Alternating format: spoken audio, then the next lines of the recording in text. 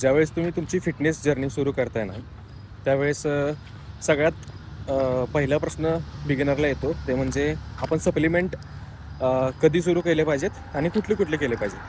कुठले कुठले केले पाहिजेत ह्यावरती भरपूर ओपिनियन येतील. तुमच्या बॉडीवरती ते डिपेंड करेल की तुमच्या बॉडीमध्ये काय काय कमी आहे काय नाही. बट तुमची स्ट्रेंथ वाढायला म्हणा किंवा तुमची मसल रिकव्हरी वाढायला तुम्हाला मदत करणारे सप्लिमेंट्स म्हणजे क्रिएटिन आहे आणि प्रोटीन आहे. सो मुद्दा काय आहे की प्रोटीन घ्यायच्या आधी एखादं तुम्ही तुमच्या पद्धतीने रिसर्च करून एखादं प्रोटीन घ्या. मी आता कुठला ब्रँड सजेस्ट नाही करत आहे तुम्हाला, बट क्रिएटिन तुम्ही घेऊ शकता एका चांगल्या ब्रँडसाठी. त्यासाठी पण तुम्ही रिसर्च करा.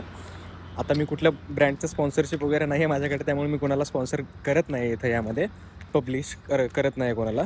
बट तुम्ही रिसर्च करा आणि त्यानुसार सुरुवातीला तुम्ही क्रिएटिन सुरू करा आणि मग हळूहळू जर तुमचं बजेट असेल आणि तुमच्या डाएटमधून जर तुम्हाला प्रोटीन हे करता येत नसेल, कवरअप करता येत नसेल, तर मग प्रोटीन पावडरकडे स्विच करा. तोपर्यंत तुमच्या डेली जेवणातून होल फूडमधून प्रोटीन इंटेक कंप्लीट करायचं ट्राय करा. Keep grinding, keep hustling.